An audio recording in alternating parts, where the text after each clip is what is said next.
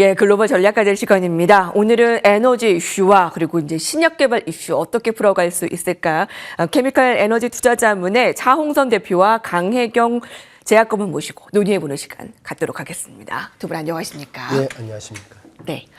먼저 가장 이제 케미칼이라고 한다면 롯데케미칼과 미국의 웨스트레이크 케미칼 이렇게 좀 비교가 될 수 있는데 이게 비교할 만합니까? 어떤 쪽이 또 뭐 유리하고 조금 더 분석이 가능하다라고 좀 예상하십니까요? 네, 그 세상은 있지 않습니까?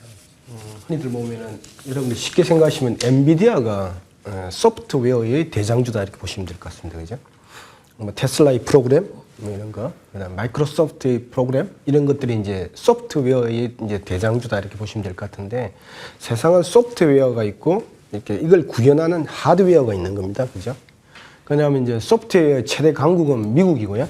그다음에 이제 여러 가지 아시아 국가, 한국부터 이제 쫓아가는 그런 형태가 되고 있고. 그럼 하드웨어를 구현할 때 보면은 하드웨어는 인류의 숫자와 밀접한 연관관계가 있습니다. 뭔가를 쓰고 활동하고 차를 타고 돌아다니고 소비하는 그런 게 하드웨어인데 그래서 보면은 미국의 하드웨어를 대표하는 기업이 뭐냐면 미국의 웨스트레이크 케미칼이고요.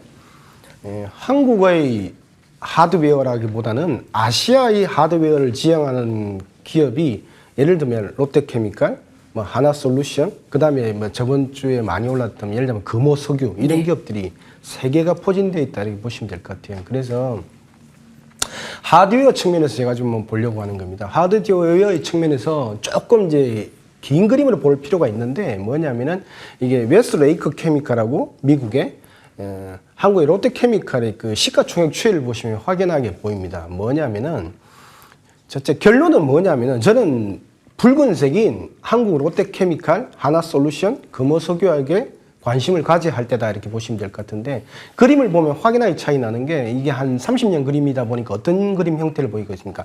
A까지는 뭐냐면 A 구간까지는 뭐냐면 이런 겁니다. 소비는 사람이 많아야 되겠지. 그럼 사람이 64억 명이 포진되어 있는 아시아가 훨씬 소비가 많겠지. 매출액이 거의 유사합니다. 그러면은 A 구간까지는 뭐냐면은 아시아의 하드웨어를 사자 이런 거죠. 그러면 아시아 하드웨어는 뭐 말씀드린 대로 뭐 롯데케미칼, 하나솔루션, 그다음에 금호석유에 관심을 가진 게 맞는 거죠. 그죠? 그런데 재밌는 게 2011년도부터 B 구간까지 한번 보시면 알겠지만은 이때는 어떤 일이 벌어지냐면은 미국의 하드웨어를 대표하는 미국의 웨스트레이크 케미칼이 급격하게 올라가고 한국의 하드웨어들은 아시아의 하드웨어들 그러니까 소비를 지향하는 쪽에서는 이렇게 완전히 역방향이 나는 그런 형태가 되어 있던 겁니다. 그러면 왜 이렇게 올라갔냐면 미국은 보면은 여러 가지 그 코로나에서 빨리 풀려났던 그런 형태가 되고 있고 고금리에서도 미국은 소프트웨어 강국이다 보니까 이런 소비가 그다음 매출액 이익이 올라가다 보니까 하드웨어가 같이 따라오려는 그런 형태가 됐던 겁니다. 그럼 아시아 쪽은 어떻게 했습니까? 완전히 백신이나 치료제가 미국발이었잖아요. 근데 아시아는 없었습니다, 거의. 그래서 공급도 안 됐고, 그 다음에 아시아 쪽은 이렇게 공급망이 복귀를 해야 되는데, 공급망에도 복귀하지 못한 그런 형태 때문에 여러 가지 이제 떨어졌다, 이렇게 보시면 될 것 같고. 자, 그러면 결론적으로 말씀을 드리면은, 저는 아시아의 하드웨어에 관심을 가지자, 이렇게 말씀을 드리는데, 그러면 이제 그 그림을 보면은 왜 그러면 관심을 가져야 되냐면은 크게 보면 한 세 가지 이유가 됩니다. 뭐냐면 첫 번째는 아시아가 이제 공급망에서 복귀를 하려고 하다 보니까 이 그림이 중요한데요. 예를 들면은 이게 고금리가 눌려져 있던 겁니다. 고금리. 뭐냐면은 예를 들면 물가는 3.1%밖에 안 되는데 미국의 CPI가 소비자 물가 상승률이 미국의 금리는 5.5%잖아요. 미국의 예를 들면 소프트웨어가 너무 좋다 보니까 사상 최대의 이익을 내다 보니까 굳이 금리를 내릴 필요가 없다고 생각하는 거잖아요. 그런데 이제 결국은 3.1%니까 한 2% 여유가 있으니까 점진적으로 계속해서 내려올 것이다 봅니다. 그래서 금리, 미국의 중앙은행의 고금리에서 중금리로 떨어지는 게 아시아의 소비를 촉발할 수 있는, 왜냐, 아시아가 공급망에서 복귀를 하면서 미국의 유럽으로 중저가를 주는 게 물가 상승률에, 물가를 떨어뜨리는 데 도움이 되기 때문에 미국도 그걸 참 좋아할 것이다 이렇게 보고 있습니다. 그래서 미국의 금리가 고금리에서 중금리로 떨어지면서 제가 볼 때는 촉발제가 될 것이다 이렇게 보고 있고, 그다음에 이제 세 번째 같은 경우는, 두 번째 같은 경우는 뭐냐면은 좀 아시아의 하드웨어 쪽 좋게 보는 이유 중에 하나가 지금 보면은 예를 들면 이제 PBR 차이가 너무 납니다. 예를 들면 PBR이 보면은 뭐 미국의 웨스트레이크, 미국의 하드웨어 쪽 그 기업들이 평균적으로 보면은 1.75입니다. 1.75. 1.75인데 우리나라 같은 경우는 뭐 한국이라든지 이런 쪽 기업들 같은 경우는 하드웨어 쪽 기업들이 0.35, 0.4 정도밖에 안 되거든요. 30%밖에 안 돼요. 그런데 하드웨어 비교하면은 2011년 전에도 보시면 알겠지만 네. PBR이 원래는 아시아의 하드웨어가 미국보다 높아야 됩니다. 높아야 되는데 지금 현재 여러 가지 코로나에 묶여 있고 고금리에 묶여 있고 그 다음에 이제 아시아가 훨씬 많이 경제 성장이 뛰어날 거라 보고 하드웨어 쪽에 보면은 이게 공급 물량도 제법 좀 있었다는 거죠. 그런데 지금 이제 또 우호적인 환경은 이제 이게 안 거예요. 그래서 미국 공장들도 많이 들어가기 때문에 아시아도 물량 자체를 많이 줄이고 있는 형태가 되고 있거든요. 그래서 제가 볼 때는 결론적으로 말씀을 드리면은 미국의 하드웨어보다는 아시아의 하드웨어를 지향하는 뭐 롯데케미칼, 하나솔루션, 금호석유와 관심을 가지면 좋겠다 보고 있고 롯데케미칼 같은 경우는 기업의 특징적인 점은 뭐냐면은 이게 그러니까 경제가 케미칼이 조금 이렇게 아시아 쪽에 좀 안 좋으면서 여러 가지 이제 비용들을 많이 썼지 않습니까? 동박을 인수하고 동박이 제일 좋았어요. 4분기 실적 자체 매출액은 좋았는데 이익은 좀 떨어졌지만 그다음에 건설도 좀 이제 뭐 롯데건설 같은 경우도 수익성 자회사 중에 하나가 수익성 위주로 갈 거라고 보기 때문에 제가 볼 때는 관심을 가지는 게 아시아의 하드웨어 관심을 가지는 게 좋겠다 이렇게 보고 있습니다. 그리고 그 중에서 아까 세 가지 기업들을 맞습니다. 저희가 좀 집중해 보도록 하겠습니다. 고모님, 저기 AI를 2024년에 트렌드라고 하는 것을 거부할 수가 없습니다. 맞습니다. 근데 바이오 쪽도 이제 AI를 업고 좀 어떻게 가고 있습니까?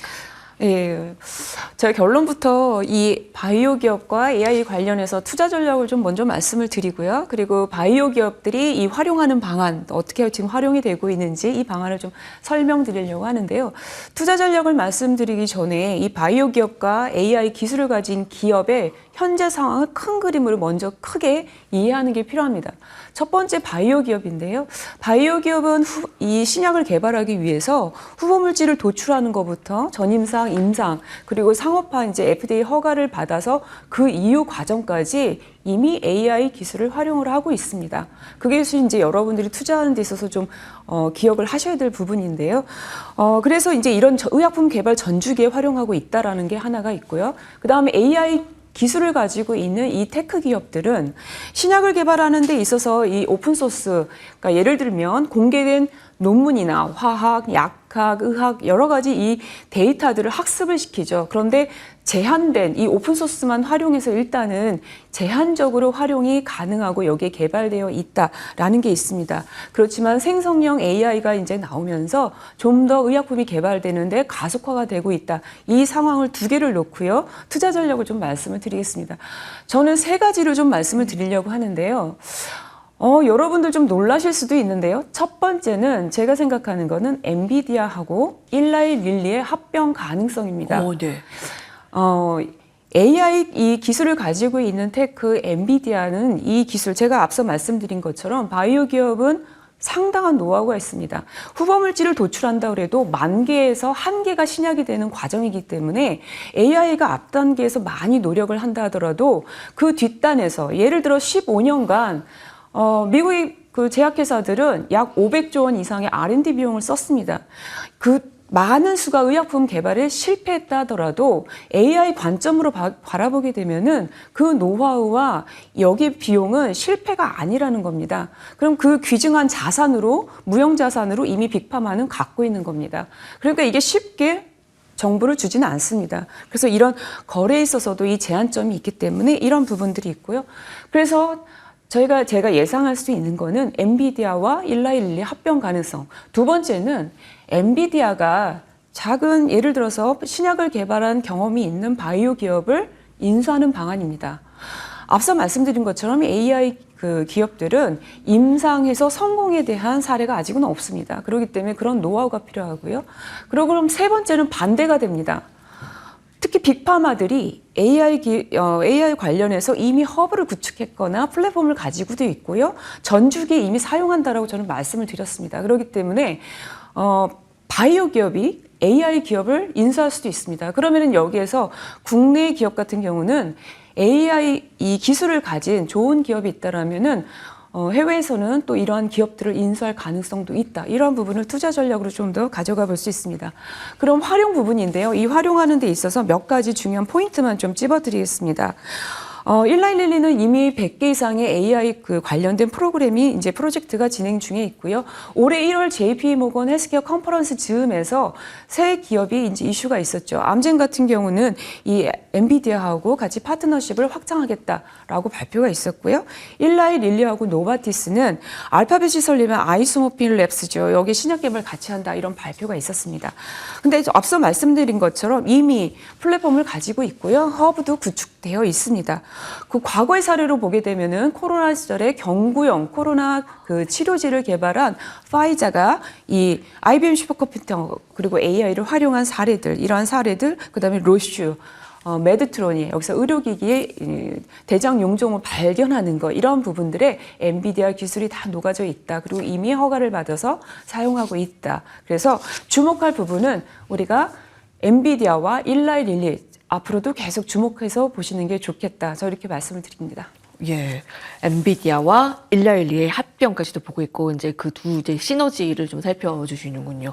예, 지금까지 케미칼 에너지 투자자문의 차홍선 대표와 강혜견 시장 고문님과 함께했습니다. 두 분과 같이 인사드리면서 저희 글로벌 식스도 같이 인사드리겠습니다. 시청해주신 여러분 감사합니다.